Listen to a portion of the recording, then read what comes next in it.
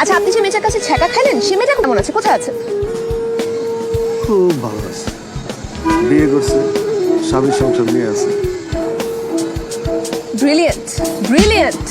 যেই মেয়েটার জন্য আজকে আপনার এই অবস্থা, সে মেয়েটা নিজের সংসার গুছিয়ে স্বামীর সাথে খুব ভালো আছে। কি সুন্দর, তাই না? আর আপনি তার জন্য আপনার জীবনটা ধ্বংস করে ফেলছেন। এমন কেন আপনারা? এমন কেন? হ্যাঁ, আপনার কোনো সেন্স কাজ করে না? আপনার মতো এরকম ছেলের কাছ থেকে এটা এক্সপেক্টেড? বলেন তো আপনি। জীবনে প্রেম করছেন, একটা কথা বলতেছেন। চুপ থাকেন আপনি, আপনি আমার কথা শোনেন। এখন একটা কথা বলবেন না। যে মানুষটা কখনো সিগারেট খায় নাই, সে মানুষটা এখন সিগারেট খায় রেগুলারলি, মদ খায় রেগুলারলি। যে মানুষটা সারা জীবন এত ব্রিলিয়েন্ট রেজাল্ট করে আসছে, সেই মানুষটা মাস্টার্সের মতো এক্সামে ফেল করছে, ফেল।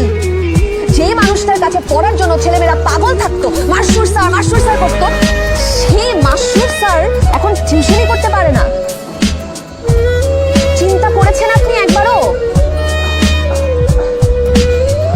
আপনার বাবা মা জানেন আপনার এই অবস্থাটা? আপনার বাবা মা জানেন?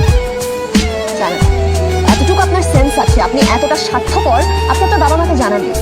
কিন্তু আপনি চিন্তা করছেন, কোনোদিন যদি জেনে যায় আপনার বাবা মা, কতটা কষ্ট পাবে তারা, কতটা কষ্ট পাবে। যেই ছেলেকে তারা তো কষ্ট করে বড় করেছে, সেই ছেলে একটা মেয়ের কাছে ছ্যাঁকা খেয়ে ব্যাকা হয়ে তার এই অবস্থা, কতটা কষ্ট পাবে তারা। চিন্তা করে দেখেছেন একবারও? সেটা তো চিন্তা করে দেখেননি। দেখি তো আপনার হাত, দেখি। ট্যাটু নেই, অ্যাসিড নাই, রেজারের কাট নাই।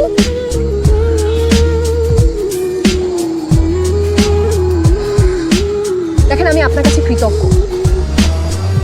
আমি জানি আপনি যদি আমার ভাইটাকে না পড়াতেন, হয়তো আমার ভাইটার আজকে এই অবস্থা হতো।